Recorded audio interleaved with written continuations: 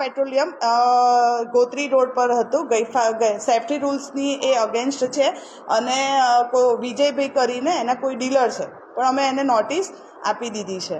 જ્યાં બંધ કરવાની જરૂરિયાત આવશે અમે સ્ટ્રિક્ટ એક્શન લઈને એ પેટ્રોલ પંપ બંધ પણ કરી દઈશું. કે આ જે ગઈકાલનું પેનિક ફેલાયેલું છે કે ભાઈ પેટ્રોલ અને ડીઝલનો જથ્થો ખૂટી ગયો છે, એવું કશું છે નહીં. એટલે વડોદરાની જનતાને અપીલ કરું છું, કોઈએ પેનિક થવું નહીં.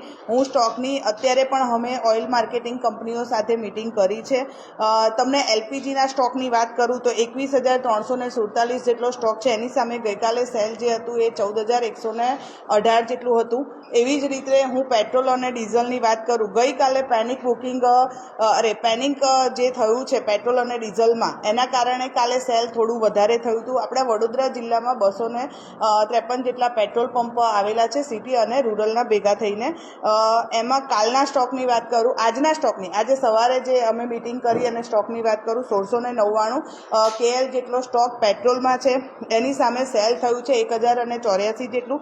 એવી જ રીતે ડીઝલની વાત કરું તો ડીઝલમાં 2302 KL જેટલો સ્ટોક હતો અને કાલે યસ્ટરડે 1049 જેટલું KL જેટલું સેલ થયેલું છે.